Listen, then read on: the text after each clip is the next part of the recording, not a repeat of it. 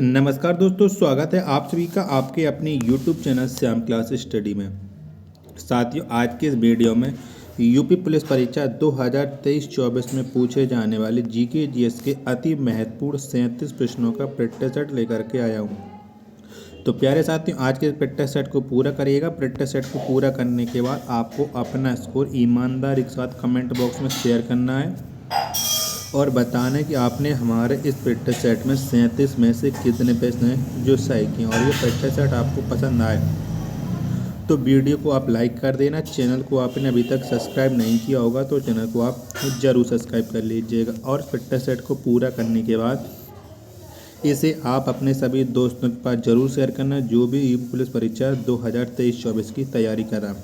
प्यारे साथियों, मैं आपको एक बात बता दूँ, आप किसी भी एग्ज़ाम की तैयारी कर लें, जब तक आप प्रैक्टिस सेट नहीं लगाओगे आप उस एग्ज़ाम में अच्छा स्कोर करके नहीं आ पाओगे। तो प्रैक्टिस सेट एक ऐसा जरिया है जिससे अभ्यर्थी को उसकी तैयारी पता चलती है कि जिस एग्ज़ाम की वो तैयारी कर रहा है उसमें वो कितना स्कोर कर पाता है।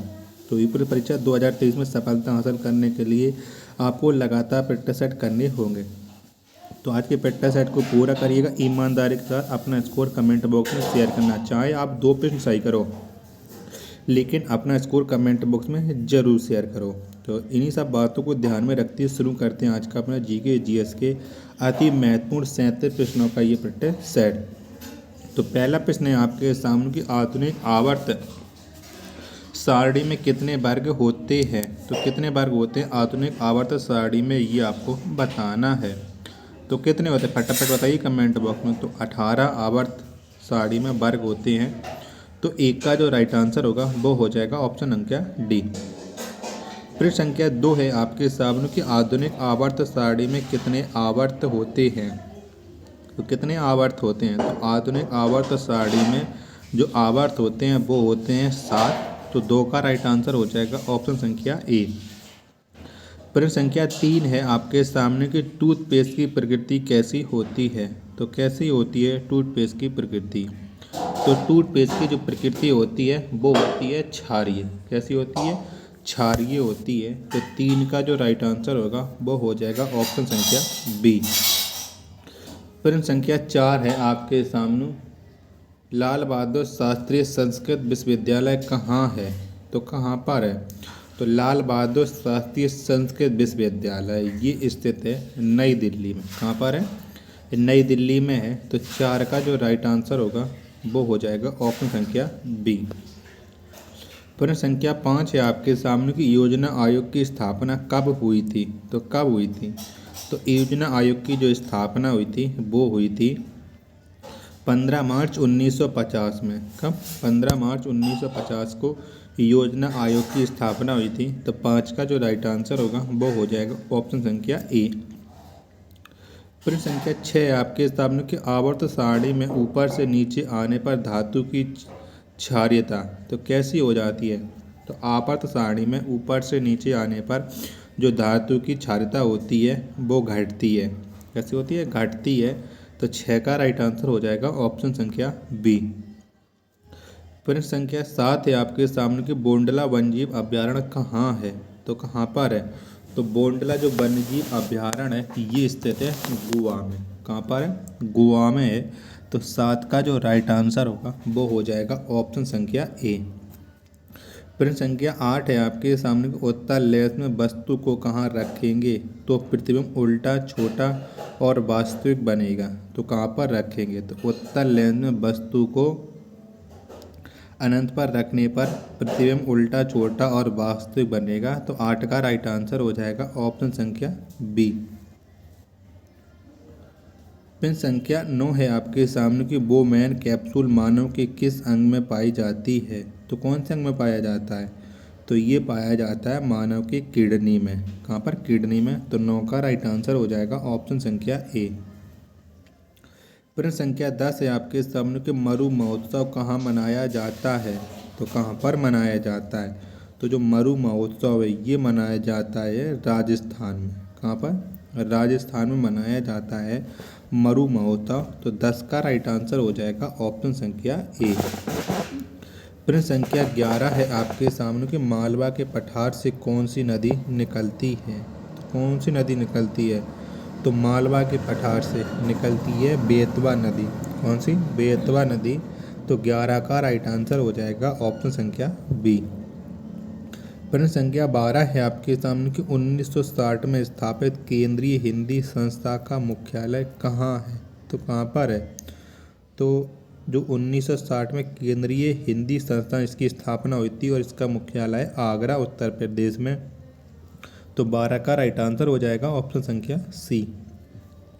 प्रश्न संख्या 13 है आपके सामने, ग्राम पंचायत का कार्यकाल कितने वर्षों का होता है?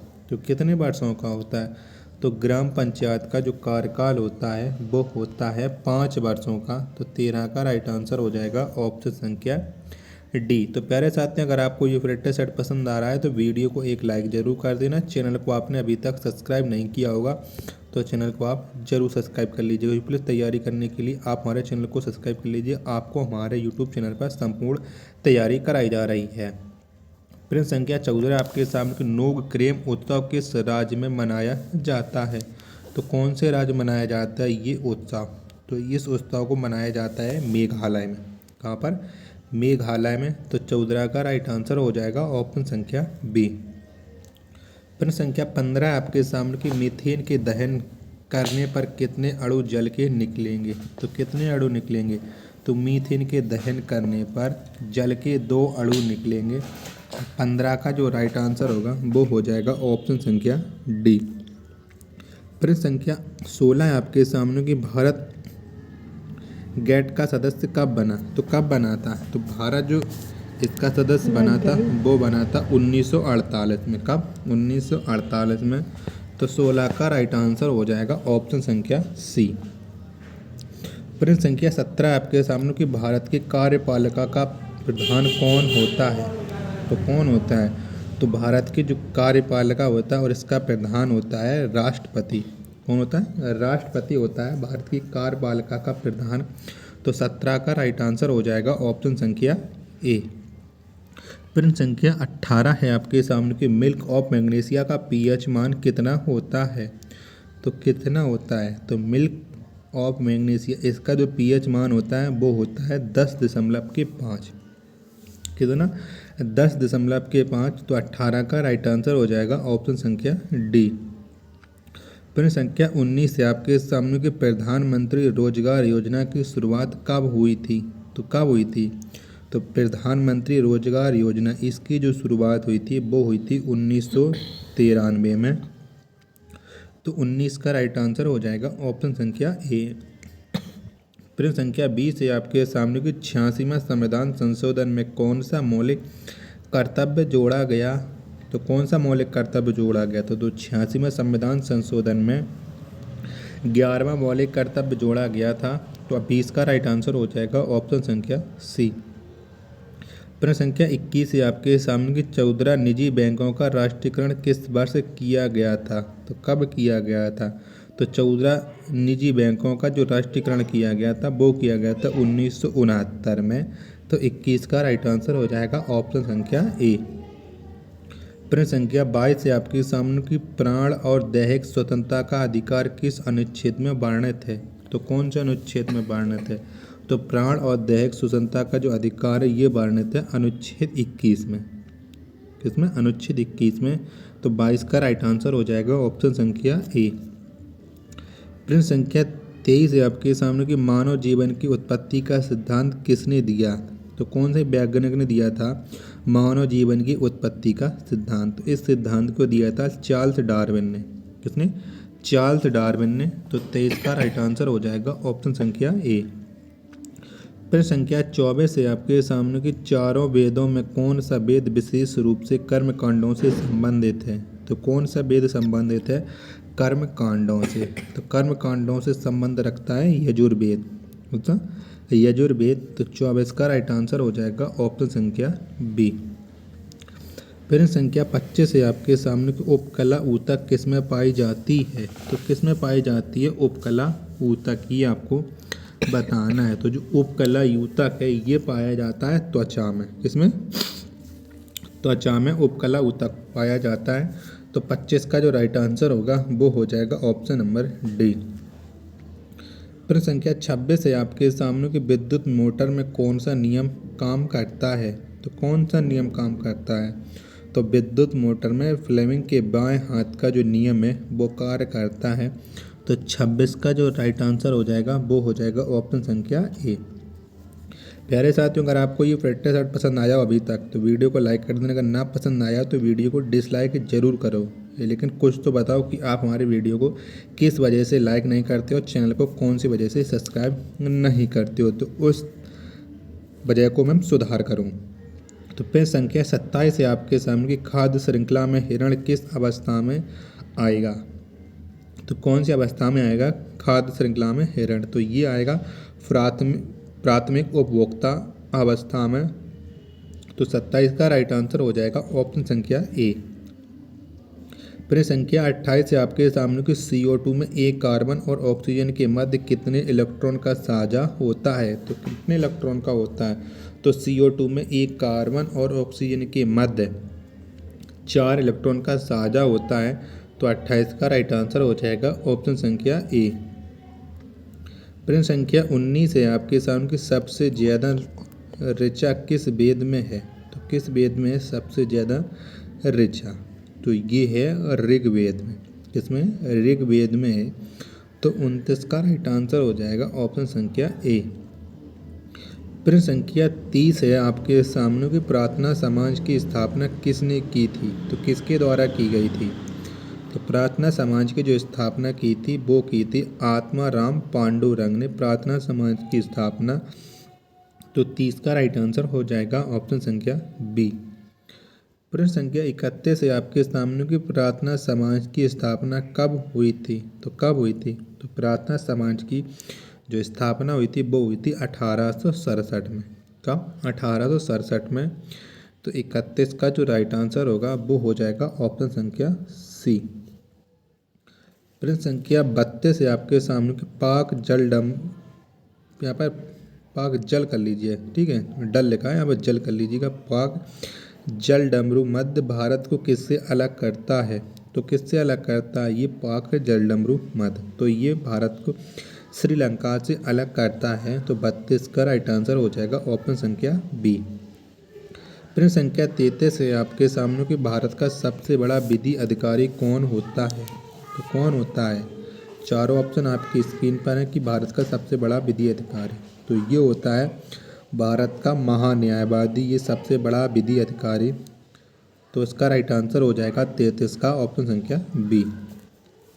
प्रश्न संख्या 34 है आपके सामने कि आवर्त दर्पण में ऐप पर रखी वस्तु का प्रतिबिंब कहाँ बनेगा। तो कहाँ पर बनेगा। तो आवर्त दर्पण पर ऐप पर रखी जो वस्तु का प्रतिबिंब है वो बनेगा अनंत पर। तो 34 का जो राइट आंसर होगा वो हो जाएगा ऑप्शन संख्या सी। प्रश्न संख्या 35 है आपके सामने कि केंद्र और राज्यों के बीच शक्ति का बंटवारा किस अनुसूची में है। तो कौन सी अनुसूची में। तो केंद्र और राज्यों के बीच जो शक्ति का बंटवारा है वो है अनुसूची 7वीं में। तो 35 का राइट आंसर हो जाएगा ऑप्शन संख्या सी। प्रश्न संख्या 36 है आपके सामने कि पदार्थ की प्रतिरोधकता किस पर निर्भर करती है। तो किस पर निर्भर करती है। तो पदार्थ की जो प्रतिरोधकता होती है ये तार का पर निर्भर करती है। तो 36 का राइट आंसर हो जाएगा ऑप्शन संख्या डी। प्रश्न संख्या 37 है आपके सामने रक्तचाप को किससे मापते हैं। तो किसके द्वारा हम मापते हैं रक्तचाप को। तो इसको मापा जाता है इस फेग्नोमीटर के द्वारा। तो 37 का राइट आंसर हो जाएगा ऑप्शन संख्या सी। और लास्ट प्रश्न है आज के फिटनेस सेट का कि सतलुज और तीस्ता नदियों के बीच स्थित हिमालय को क्या कहा जाता है। तो क्या कहते हैं सतलुज और तीस्ता नदियों के बीच स्थित हिमालय को। तो इसे हम कहते हैं कुमाऊं हिमालय। क्या कुमाऊं हिमालय। तो 38 का राइट आंसर हो जाएगा ऑप्शन संख्या ए। तो प्यारे साथियों, अगर आपको ये फिटनेस सेट पसंद आया हो तो वीडियो को आप लाइक कर देना। चैनल को आपने अभी तक सब्सक्राइब नहीं किया होगा तो चैनल को आप जरूर सब्सक्राइब कर लीजिएगा। मिलते हैं अपन नेक्स्ट वीडियो तथा नेक्स्ट फिटनेस सेट में। तब तक के लिए धन्यवाद। जय हिंद।